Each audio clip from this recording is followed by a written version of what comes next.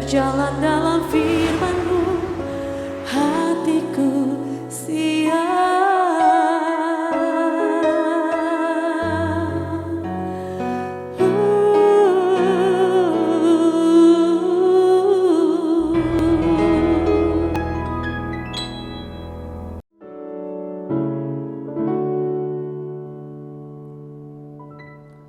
Salam, God lover yang dikasihi oleh Tuhan. Apa kabarnya? Kiranya semua dalam keadaan sehat, berbahagia, berkumpul bersama keluarga saat ini.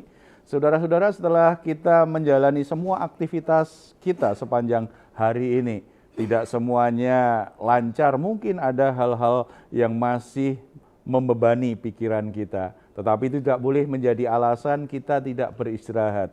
Kita tetap harus beristirahat supaya kita tetap sehat dan hari-hari berikutnya kita bisa beraktivitas dengan produktif, dengan baik.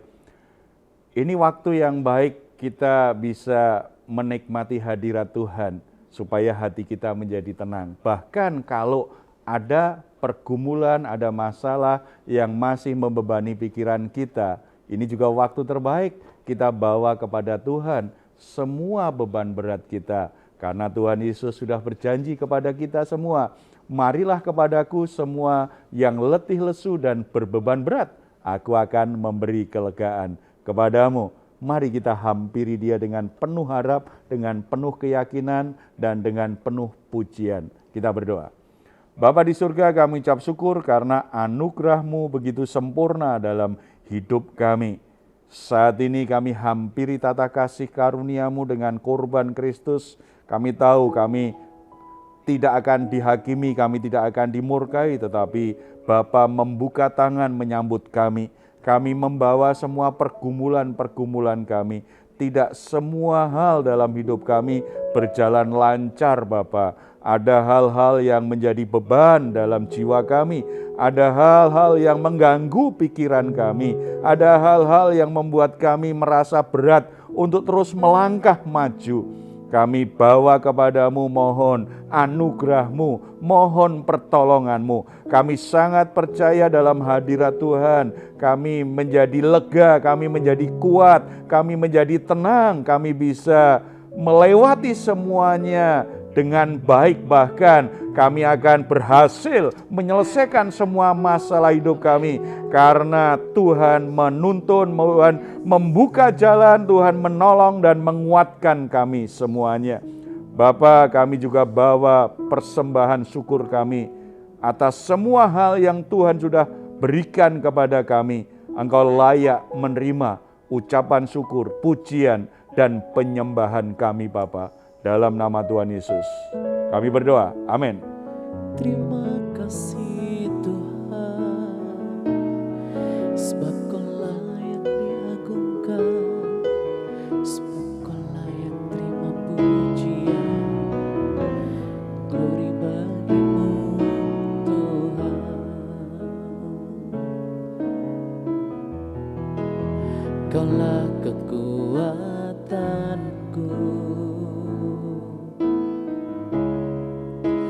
Engkaulah harapanku. Tak kuandalkan kekuatanku saat hadapi badai hidupku. Kaulah kekuatanku,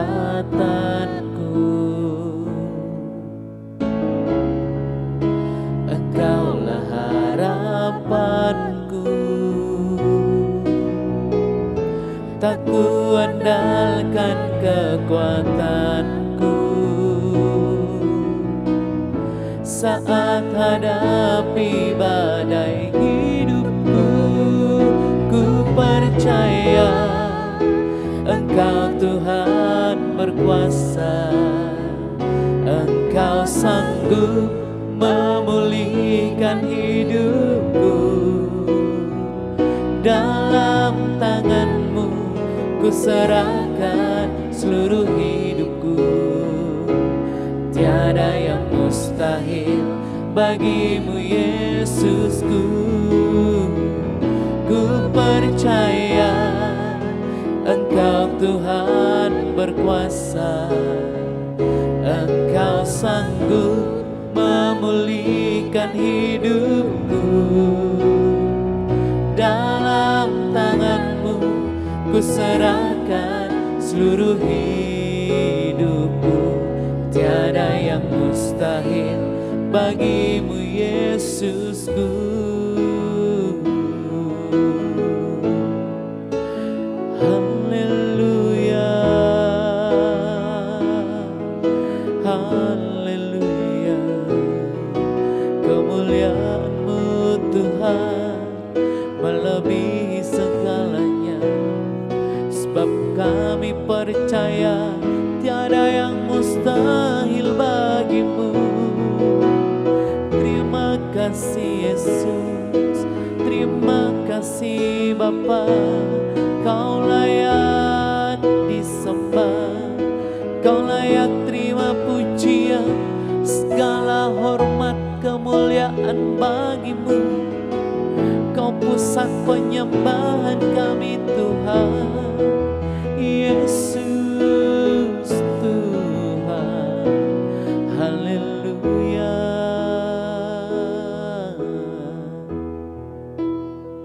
Segala pujian dan syukur bagimu,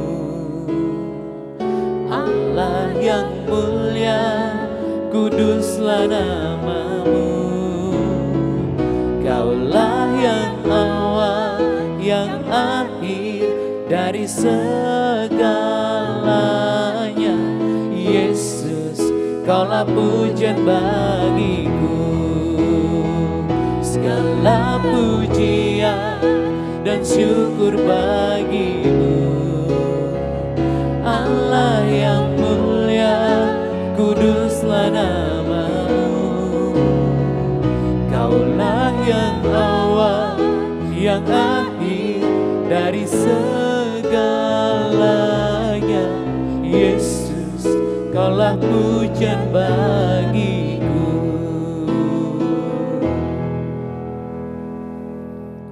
Puji Tuhan, saudara-saudara, dalam ibadah-ibadah kita sering melihat ada orang-orang yang begitu antusias kalau dia lagi memuji Tuhan. Tetapi sebaliknya ketika mendengar firman Tuhan tidak bergairah. Dalam ibadah harusnya sama-sama antusias, baik memuji menyembah Tuhan harusnya juga antusias, mendengar firman Tuhan itu antusias. Saya lihat ada dua kecenderungan yang menurut saya salah. Yang pertama, ada yang menganggap yang penting puji-pujian, pujian penyembahannya semangat. Firman Tuhan keluar ruangan saja gitu. Atau ada yang penting firman Tuhan, ibadah terlambat yang nggak apa-apa, yang penting belum khotbah. Harusnya ibadah itu dari awal sampai akhir. Karena di akhir ada doa berkatnya begitu ya. Itu sebuah rangkaian ibadah. Jadi kalau orang hanya berpikir yang penting puji-pujiannya ikut, firman Tuhan nggak apa-apalah, nanti bisa diganti di YouTube katanya. Atau ada yang hanya mengejar khotbahnya tetapi nggak mau memuji Tuhan, menyembah bersama dengan yang lain. Itu sesuatu yang salah. Nah, sikap seperti ini kadang-kadang terjadi, bahkan orang-orang yang aktif di gereja pun, yang aktif melayani kadang-kadang juga punya sikap yang tidak tepat seperti ini. Ada yang mau cerita nggak kecenderungan seperti ini? Saya Pak, Ya. saya punya teman kebetulan sesama pelayan juga ya. Dia akhirnya jujur ke saya. Dia ketika pelayanan, dia pelayannya pemuji juga seperti saya. Pada saat dia pelayanan, pada saat dia di mimbar, dia antusias, sangat antusias, bahkan berapi-api. Tapi ketika khotbah, dia cerita dia sering keluar, bahkan kalaupun disuruh duduk di kursi tempat dia duduk, dia suka ngantuk. Nah, terus saya bilang, apakah kamu kekenyangan? Ketika sebelum pelayanan kamu makan dulu? Enggak, saya nggak pernah makan, saya nggak pernah sarapan karena dia tidak terbiasa dengan sarapan katanya. Terus saya pikir, terus salahnya di mana kok bisa ngantuk? Itulah. Tapi bukan semua pendeta atau hamba Tuhan ya Pak. Ada beberapa hamba Tuhan yang menurut dia, buat dia itu di atas awan, jadi ngantuk gitu. Itu sebenarnya gimana sih Pak itu? Jadi saya juga bingung. Oh, saya tukang ngantuk, tapi kalau saat khotbah puji Tuhan saya belum pernah ngantuk. Karena walaupun duduk di depan saya belum pernah ngantuk sih kalau khotbah. Walaupun kadang lama kan, kadang suka ada pengkhotbahnya, ada yang lama, ada yang cepat gitu kan. Nah itu sih Pak, dan sampai sekarang dia juga bingung kenapa ya saya dengan nama tertentu dia sebutin ini aku suka ngantuk gitu sih Pak. Nah karena sudah, kalau dia pasti buat aku ngantuk. Enggak ya, perlu ditanya lagi, kalau dia baca firman Tuhan sendiri antusias juga enggak? Ya, ketertarikan terhadap kebenaran firman Tuhan seperti apa? Kadang-kadang ada orang tertentu ini bisa jadi masalah rohani loh. Ya memang ada orang dengar khotbah ngantuk bisa saja karena dia kekenyangan atau kelaparan sekali, atau terlalu capek, kurang istirahat bisa saja, bisa, atau sakit bisa juga. Ya ada banyak faktor.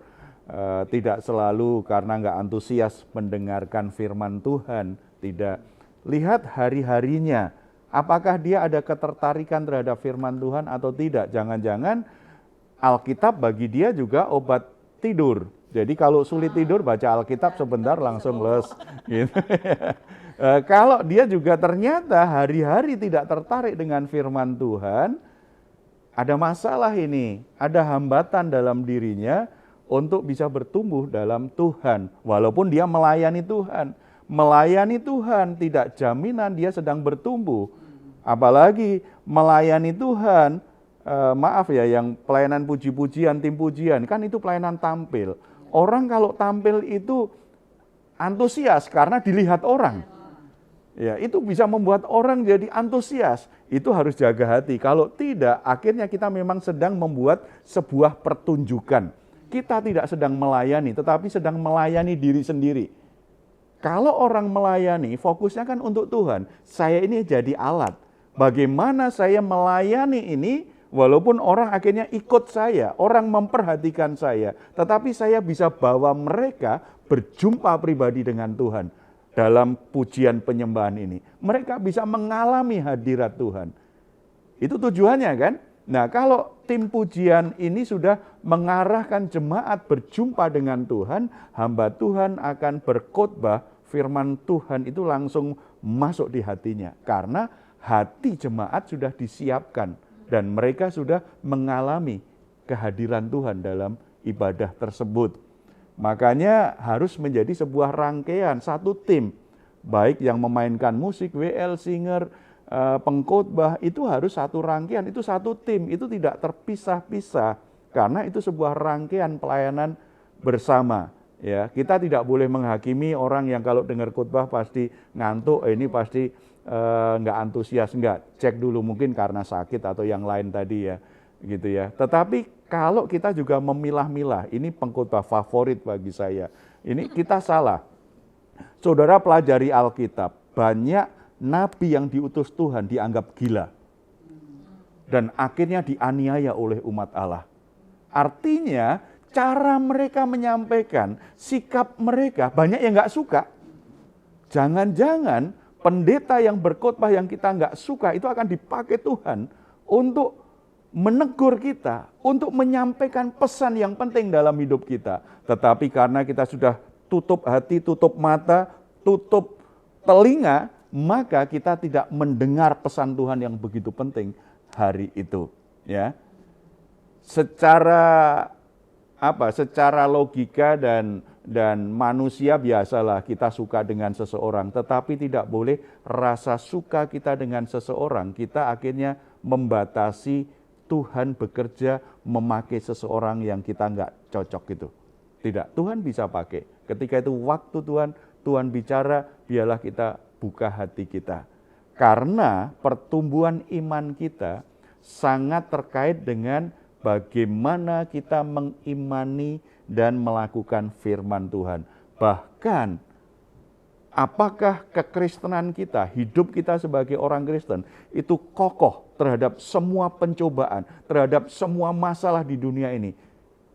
Tergantung fondasinya. Fondasi yang benar orang Kristen adalah imannya yang sungguh-sungguh kepada Tuhan Yesus dan ketaatannya terhadap firman Tuhan. Nah, kalau nggak antusias dengan firman Tuhan, gimana kita punya iman Kristen, kehidupan Kristen yang kokoh? Kita akan mudah tergoda, kita akan mudah jatuh, kita akan menjadi orang Kristen yang lemah terus, dikalahkan oleh dunia dan iblis. Di dunia ini kita jadi pecundang, bukan pemenang. Karena kita tidak punya fondasi yang benar, sikap kita nggak antusias terhadap firman Tuhan. Nah sekarang Pak, apa saja ciri-ciri orang yang hidupnya itu taat terhadap firman Allah? Ciri-cirinya itu Pak, ada nggak sih Pak? Ada banyak, tetapi kita lihat aja perumpamaan yang Tuhan Yesus berikan ya. Di Lukas pasal yang ke-6, ayat 46 sampai 49, kita dapat gambaran yang jelas bagaimana orang punya sikap yang benar terhadap firman Tuhan itu menentukan apakah hidup kekristenannya itu kokoh atau lemah. Tidak tergoyahkan atau mudah goyah dengan dunia ini. Itu sangat bergantung bagaimana sikapnya terhadap firman Tuhan. Mengapa kamu berseru kepadaku, Tuhan, Tuhan, padahal kamu tidak melakukan apa yang aku katakan? Setiap orang yang datang kepadaku dan mendengarkan perkataanku serta melakukannya, aku akan menyatakan kepadamu dengan siapa ia dapat disamakan. Ia sama dengan seorang yang mendirikan rumah. Orang itu menggali dalam-dalam dan meletakkan dasarnya di atas batu. Ketika datang air bah dan banjir melanda rumah itu tidak dapat digoyahkan karena rumah itu kokoh dibangun. Akan tetapi barang siapa mendengar perkataanku tetapi tidak melakukannya, ia sama dengan seorang yang mendirikan rumah di atas tanah tanpa dasar. Ketika banjir melandanya, rumah itu segera rubuh dan hebatlah kerusakannya. Coba perhatikan ayat 47. Setiap orang yang datang kepadaku dan mendengarkan perkataannya serta melakukannya. Itu sebuah rangkaian. Datang kepada Tuhan, mendengar perkataan Tuhan. Kemudian ketika mendengar perkataan Tuhan, bagaimana respon kita? Kalau kita tidak merespon, ayat 46, Tuhan mempertanyakan iman kita. Mengapa kamu berseru kepadaku Tuhan, Tuhan, padahal kamu tidak melakukan apa yang aku katakan?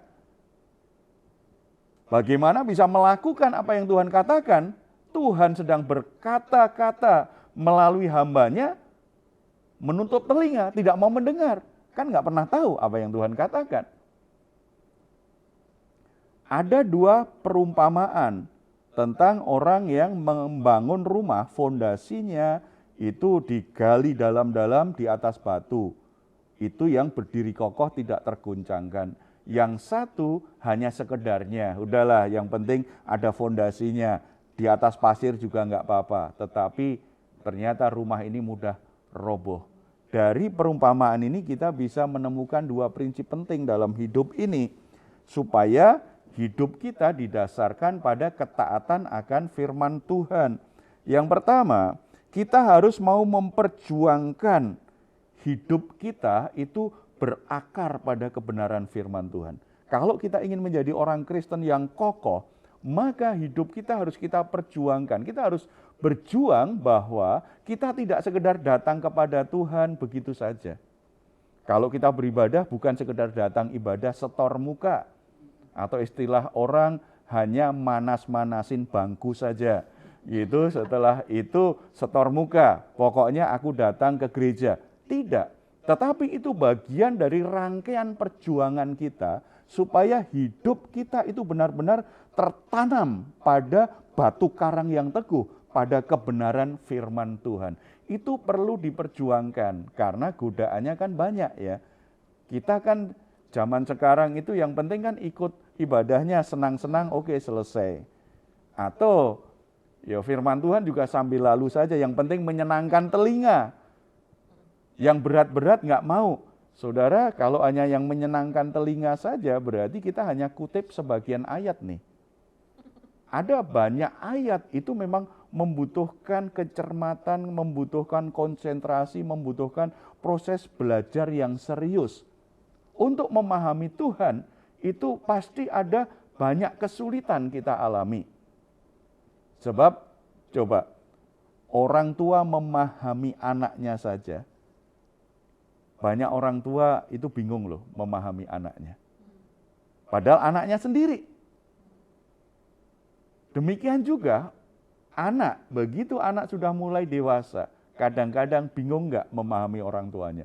Kadang-kadang bingung, kenapa ya mama begini ya? Mengapa ya papa begini? Padahal itu orang yang membesarkan kita dari kecil. Kita kenal betul katanya, tetapi itu pun kita masih banyak bingungnya tuh. Coba kalau dibandingkan dengan Tuhan yang Maha Kuasa, yang keberadaannya kita tidak bisa bertatap muka setiap hari. Hanya ada di hati yang kita imani. Kita hanya mengerti dari firman Tuhan yang tertulis di Alkitab. Memahami Tuhan yang begitu agung, begitu luar biasa. Lalu kita berpikir yang gampang-gampang aja lah. Kalau seperti itu kita akan gagal dalam perjalanan kita jadi orang Kristen, ya. Ada kalanya gampang dipahami, ada kalanya tidak terpahami. Di situ Roh Kudus akan menolong kita, tetapi dari sisi kita harus ada kemauan untuk memang sungguh-sungguh mau memahami firman Tuhan. Begitu kita datang kepada Tuhan beribadah, saudara persembahkan korban pujian penyembahanmu, setelah itu saudara, apa yang akan Tuhan katakan kepadaku lewat ibadah ini? Apa pesan Tuhan untuk hidupku dalam ibadah ini? Maka buka telinga, buka hati, buka pikiran. Tuhan mau sampaikan apa melalui hambanya yang menyampaikan firman Tuhan saat itu. Simak dengan baik. Mungkin kita tidak bisa memahami seluruh ucapan yang disampaikannya. Tetapi Tuhan bisa menyatakan pesannya kepada kita, kadang-kadang hanya melalui satu kata, hanya beberapa kata, atau hanya sebuah kalimat pendek. Tidak selalu semuanya itu kita bisa pahami. Sebab dalam proses komunikasi kan seperti itu ya. Kita dengar orang bicara, tidak 100% kita bisa paham. Kadang-kadang kita hanya ingat, itu hanya separuh, itu sudah bagus banget. Tapi kadang-kadang hanya 20% saja kita ingat. Bahkan ada yang cuma 10%. Tetapi yang 10% pun kan kita tahu maksudnya apa. Jadi kalau dengar khotbah, coba perhatikan maksudnya apa. Jangan perhatikan pada gaya berkhotbahnya, cara ngomongnya, atau pendahuluannya, atau kalimat-kalimat sampingannya yang pengen untuk menjelaskan sesuatu. Tetapi temukan sebenarnya yang mau disampaikan apa ya, pesan utamanya apa ya. Coba perhatikan di situ. Ketika kita sudah mengerti perkataan Tuhan itu kepada kita, komitmen melakukannya. Mengaplikasikannya dalam hidup kita sehari-hari. Ketika kita coba mengaplikasikan dalam hidup kita sehari-hari, di situ berarti kita sedang membangun sebuah fondasi. Itu butuh perjuangan kan. Kita sedang menggali fondasi yang dalam untuk menaruh hidup kita tertanam pada kebenaran Tuhan. Ketika kita bersikap seperti itu, hidup kita akan bertumbuh kokoh. Badai datang, kita nggak mudah goyah. Karena hidup kita tertanam pada kebenaran firman Tuhan. Nah, kalau mendengar saja tidak mau, bagaimana kita bisa tahu firman Tuhan? Bahkan sudah datang kepada Tuhan, mendengar firman Tuhan pun, Tuhan ingatkan nih, jangan seperti orang yang bodoh, yang hanya menggali pasir sedikit, kemudian taruh bangunannya, jadikan fondasi. Tidak juga seperti itu. Dengar untuk melupakan, tidak. Dengar untuk melakukannya. Itu butuh perjuangan, butuh komitmen, butuh sebuah berusaha.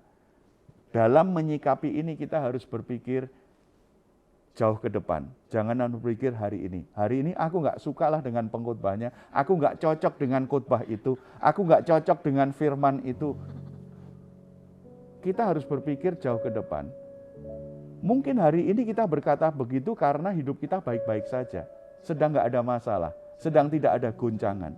Tetapi nanti akan ada waktu di mana hidup itu kan berjalan, berputar. Kita mau atau tidak, ada kalanya kita hadapi krisis. Kita hadapi goncangan yang besar. Nah, kalau hidup kita ternyata tidak tertanam kuat pada kebenaran firman Tuhan itu, kita akan mudah goncang ambruk. Kita menjadi orang Kristen yang mudah hancur. Karena apa? Karena memang fondasinya yang lemah. Berbicara membangun fondasi di atas firman, harus berpikir jauh ke depan. Saat ini saya baik-baik saja. Sepertinya nggak butuh firman Tuhan, nggak perlu lakukanlah, itu bukan untuk aku lah. Tetapi jangan berpikir begitu. Apa yang kau dengar, segera lakukan. Itu mungkin sedang menyiapkan hidupmu 2 tahun ke depan, 5 tahun ke depan. Ketika badai itu datang menerpa hidupmu, kamu sudah siap karena tertanam pada kebenaran yang sudah engkau dengar hari ini. Mari kita bersatu dalam doa. Bapa di surga, ampuni kami, seringkali kami antusias untuk melayani, kami antusias memuji menyembah Tuhan, kami antusias ikut kegiatan-kegiatan rohani di gereja, tetapi kami kurang antusias terhadap firman-Mu. Kami tidak antusias untuk membaca dan merenungkan firman Tuhan. Kami tidak antusias mendengar firman Tuhan yang dikhotbahkan hamba-hamba-Mu. Sesungguhnya kami sedang menempatkan diri sebagai orang yang bodoh, yang membangun hidup kami di atas fondasi pasir yang membuat hidup kami gampang hancur. Tuhan ajarkan kami hari ini supaya punya sikap hati yang benar terhadap firman Tuhan. Tuhan, berikan hati yang antusias kepada anak-anak-Mu yang mendengarkan saat ini, yang bersama-sama dengan kami. Tidak hanya hari ini, tetapi setiap mereka datang beribadah kepadamu. Roh Kudus, kobarkan kembali hati yang antusias, kerinduan, yang haus dan lapar akan firman Tuhan. Supaya setiap mereka mendengar firman Tuhan, hati mereka langsung berkobar-kobar, pikiran mereka terbuka, mereka ingin tahu apa yang Tuhan ingin sampaikan kepada mereka. Hal-hal yang menghalangi mereka untuk bisa antusias, Roh Kudus menjamah, Roh Kudus menolong, supaya penghalang-penghalang itu bisa disingkirkan. Hamba-Mu berdoa untuk setiap anak-anak-Mu, agar hidup mereka menjadi semakin kokoh, menjadi semakin kuat. Mereka membangun hidup yang sungguh-sungguh tertanam pada kebenaran firman Tuhan. Mereka tidak hanya mendengar, tetapi mereka melakukannya. Mereka tidak hanya tahu, tetapi mereka mempraktekannya dalam hidup mereka. Firman Tuhan itu merubah, firman Tuhan itu mengarahkan, firman Tuhan itu menerangi, firman Tuhan itu sungguh-sungguh menguatkan iman mereka, Bapa. Sehingga tidak ada satu orang pun yang gagal sebagai pengikut Kristus. Tidak ada satu orang pun yang hancur menghadapi masalah. Tetapi semuanya tetap tegak berdiri dan terus melangkah mengikuti Tuhan Yesus. Apapun yang sedang terjadi, tidak ada satupun yang bisa merebut Tuhan Yesus dari hati mereka. Karena hati mereka sungguh-sungguh mengasihi Tuhan dan mereka sungguh-sungguh tertanam pada kebenaran firman-Mu. Terpuji nama-Mu melalui kehidupan kami semua. Dalam nama Tuhan Yesus. Amin. Puji Tuhan, saudara-saudara, jangan biarkan masalah apapun mengguncangkan dan menghancurkan hidupmu. Tanamkan hidupmu dalam kebenaran firman Tuhan. Kalau saat ini saudara sedang mengalami berbagai kesulitan, pergumulan hidup, membutuhkan dukungan, silakan menuliskannya di nomor telepon yang tertera di layar saudara. Tim doa kami akan mendukung saudara dalam doa. Tetap percaya, tetap berharap, tetap beriman. Ada kuasa, ada keajaiban dan mujizat Tuhan bisa terjadi dalam hidupmu. Kalau saudara juga ingin memberikan komentar, silahkan menuliskannya di ruang komentar yang ada di channel Diaspora TV. Kami tunggu. Mazmur 4 ayat 8-9. Engkau telah memberikan sukacita kepadaku lebih banyak daripada mereka ketika mereka kelimpahan gandum dan anggur. Dengan tentram aku mau membaringkan diri lalu segera tidur. Sebab hanya Engkaulah ya Tuhan yang membiarkan aku diam dengan aman. Puji Tuhan, selamat malam. Selamat beristirahat, Tuhan Yesus memberkati kita semuanya. Salam. Yesus Tuhan, segala pujian dan syukur bagimu, Allah yang mulia, kuduslah namamu. Kaulah yang awal, yang akhir dari segalanya. Yesus, Kaulah puji